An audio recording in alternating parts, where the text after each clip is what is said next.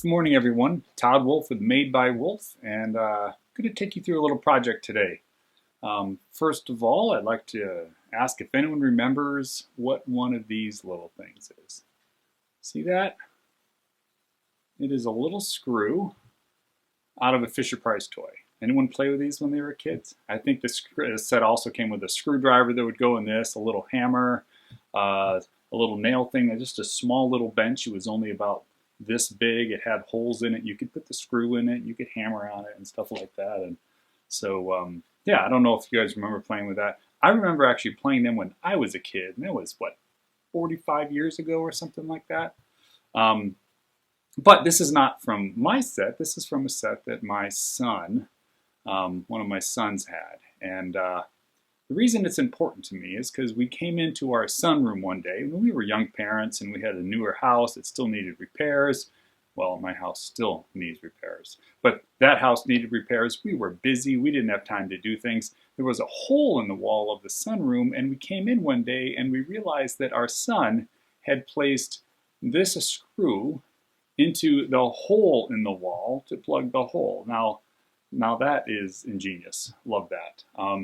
This is the same son who, at some point in that same house, there was a countertop in the kitchen. It was an old style countertop. It had formica and it had this little metal edge on it that was held in with screws. And over by the sink, the screws had come loose. And so he, at some point, when he was young enough that he couldn't do it himself, but he knew what needed to get done. And so he came up to my wife, Patty, and he handed her a screw and a screwdriver, saying, hey, if you could fix this, that would be great. Of course, he was nonverbal at that point, so he couldn't even communicate. He just walked her over to the counter in the kitchen and said, with a finger, essentially, hey, fix this. It really isn't that hard. If I was old enough, I would do it myself. So yeah, so this means a lot to me, and I've kept it around. And what I'm going to do today is I'm going to put it into a small frame, and I am going to just have that be in the middle of the frame. We'll have a piece of glass in front of it. It'll just go through the backer. There will be a little backer board, probably plywood, in that frame, and it'll just sit there, and we'll put it on the wall. This means a lot to me, and it reminds me, and it tells me all the time several things. One of the things it tells me is that sometimes you need to stop thinking and you just need to get stuff done, right? There's a perfect solution out there. You may not get to it. You may not have time for it. Sometimes we just need to get things done in life, and putting this in that hole got something done. It also tells me that we need to remember that there are creative solutions for things, right? Sometimes we think about solutions and we think in a particular way about that solution, and sometimes there's some really, really creative solutions that we can use instead of the ones that we're thinking of. And so we need to think outside the box, think creatively about things. And then finally, what it reminds me is that we need to remember how to be kids. Sometimes it's how to be kids again, how to think without the constraints of adulthood, how to play and how to have fun. And we get so caught up in life, so caught up, and we're still in the middle of the pandemic right now, and we forget how to be a child. And so, hey, this is going to remind me of that, and we're going to stick it on the wall. Usually it's just sitting around someplace in my shop, but we're going to make it so it's more visible and we can stick it on a wall. So I'm going to build I think a walnut frame for this, and I just want to lead you through a little bit of that. It's a fairly simple project, but hey, let's go have some fun. Let's be kids again. Hey, so one of the first things that always happens when I'm building a project and is to go from the concept that's in my head to a concept that's on paper. I use lots of things for that. Sometimes I use Procreate. Actually, I've been using Procreate even more often than that, and printing out things. But this is a simple enough project that I just really kind of want to get things down on paper. A lot of that is about dimensions, and you know. So the first of all, it's like I probably want. This isn't meant to be large. As a matter of fact, it's meant to be kind of an odd side for picture frame, because it's going to have to stick out from the wall a certain dimension. And then I don't want it to be big. So it's going to be a little bit more cube-like. And so, you know, the dimension behind that screw, so we have our screw head with a little hole, and that dimension here is 1 5/8 inches. And so, you know, when I'm picturing something that's going to be, oh, roughly that big in terms of the frame. So not large. It's just going to have this sticking out of the center of this, and so what do we have here? Oh, I don't know. It's 5 inches. So let's go 5 inches square, and that's the outside. All right. You know, the frame itself is going to need to be a couple things. First of all, that 1 5/8 inches.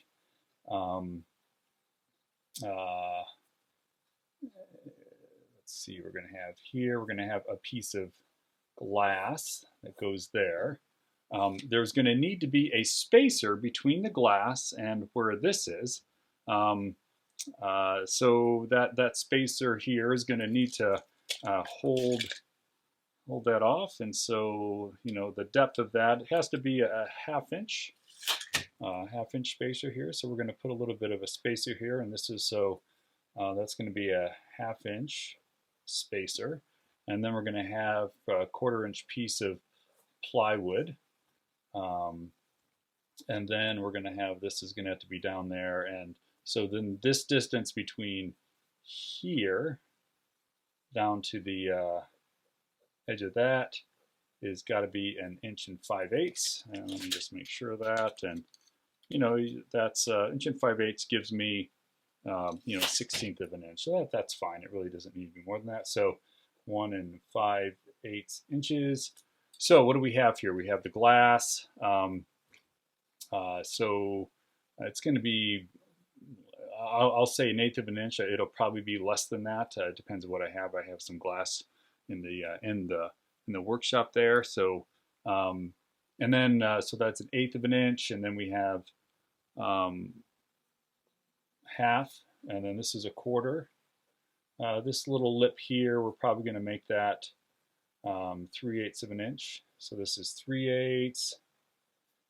So, and then 1/8, and then 1/2, and then 1/4, and then 1 5/8. So add those up, we got what?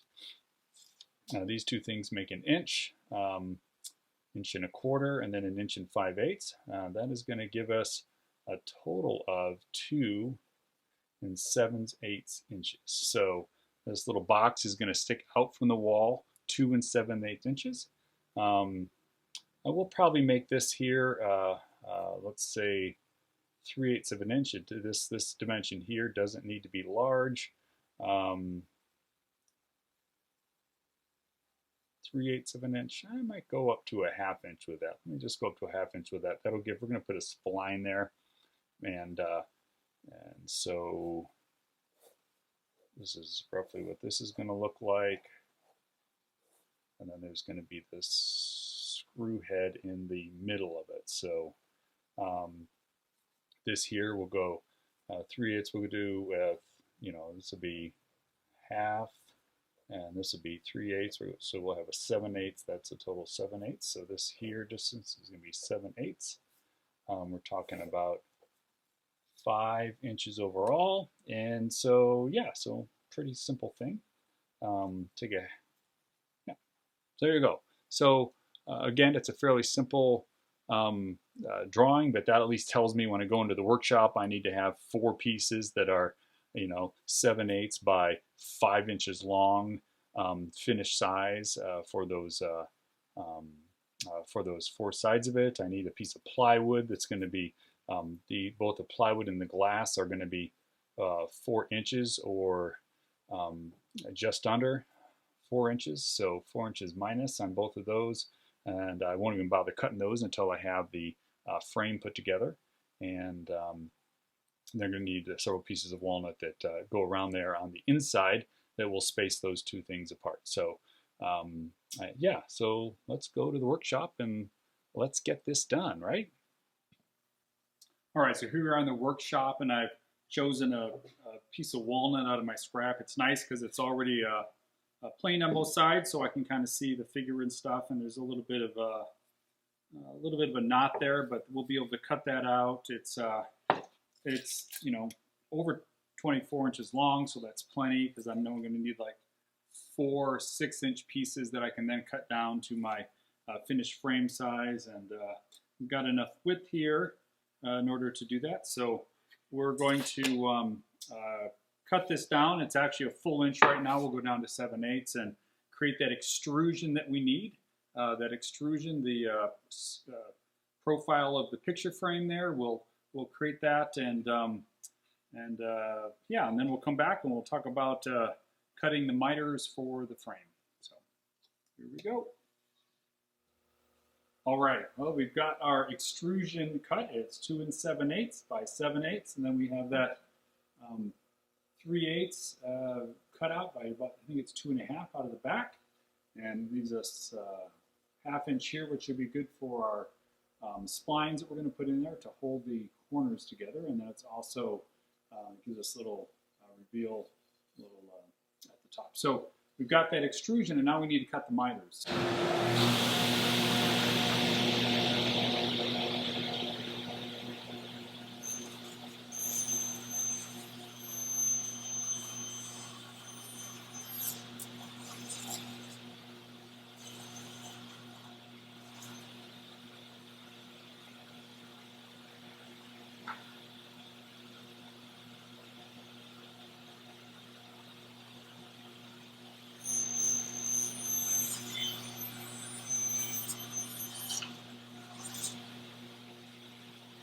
Off. We'll see if we can get through this whole thing there.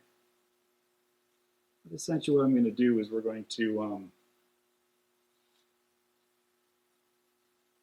wrap this up around there. Make sure I don't have any dry spots.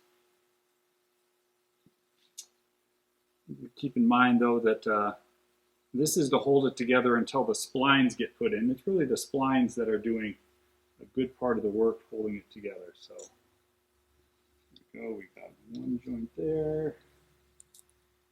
That there. I need to actually cut that off.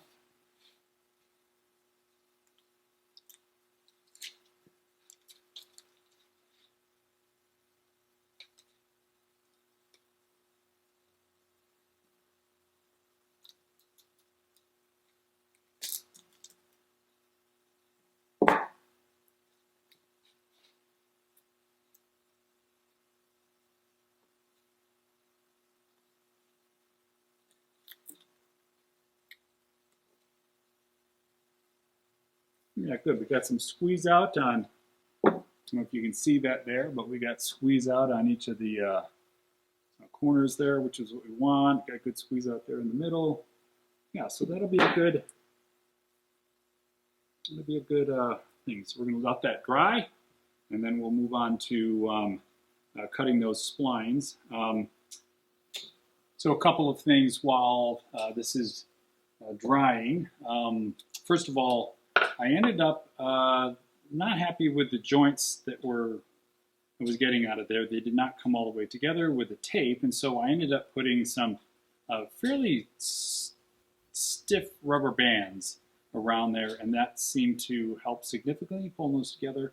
And so that was one thing. Secondly, I always clean up my glue. I don't let it dry on the piece and then clean it up after it's dry. So I got some water, some hot water, and a little bit of soap, and cleaned everything up so that I didn't have to do that later. So that's with that. And then I ended up milling some strips.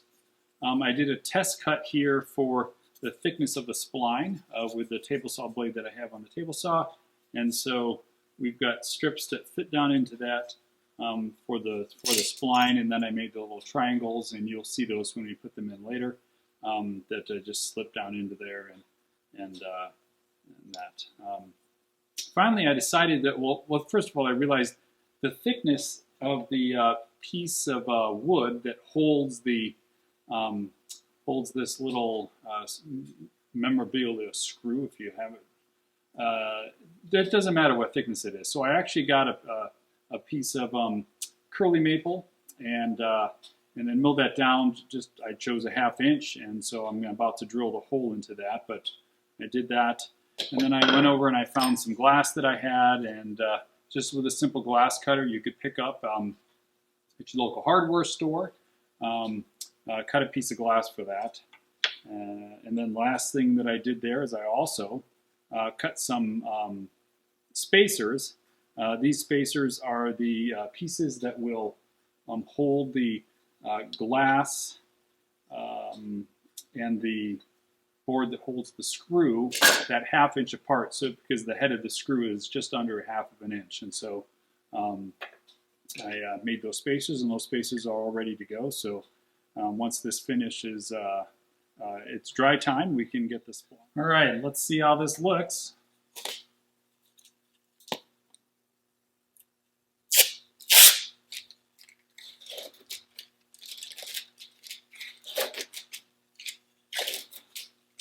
It has been roughly, I don't know, 2.5 hours. I had lunch in there also, but yeah, looks pretty decent. I think we can head over to the table saw and actually look at the spline setup and cut those splines. Let's do that.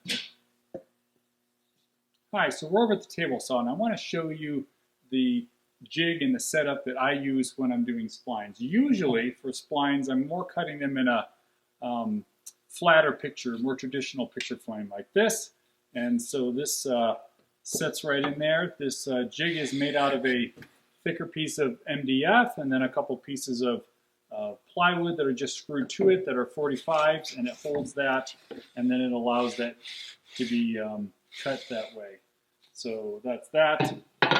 We have a slightly different situation here because this is a little thicker, and so I'm still going to use this same box, but then I'll cut one and I'll flip it around, and then I will cut the other. So yeah, that's what that is. I've already set the depth. The width, I've made a couple marks on the frame about where I would like the width to be. And so yeah, I think that's going to be great right in there. And so we will put her on the dust collection and we'll be ready to go.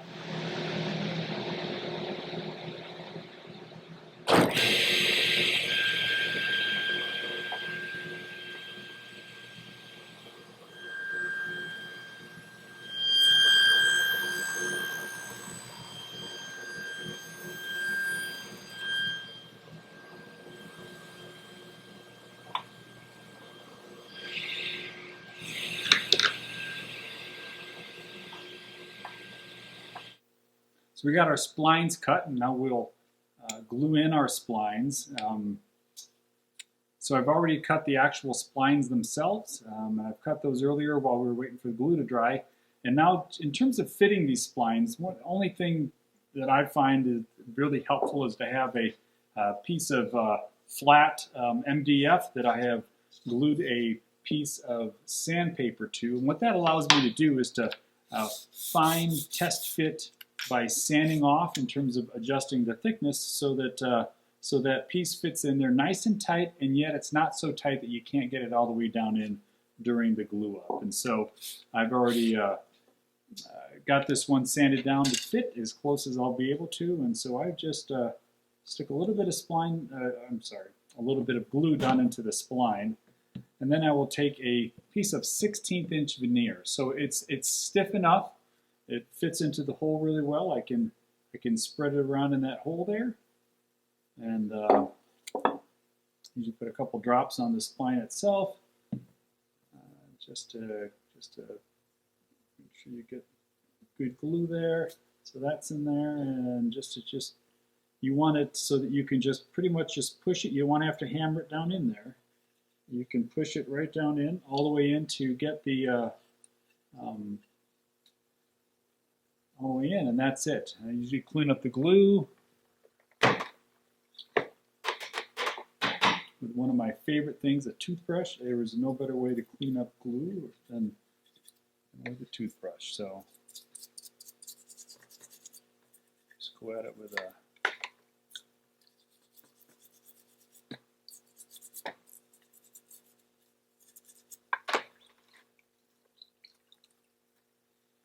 there it is. That needs to dry for an hour or so, and then we can cut it down and sand the outside of the box. So that's what a splined picture joint looks like for this thing. So we got the other 7 to do, and we'll catch you after those are in and cleaned up. Hey, so I got a coat of finish on things, and I think things look pretty well. You can see there that the walnut has that deep, rich walnut look, and you can't quite see it, but there's some nice figure there in the maple.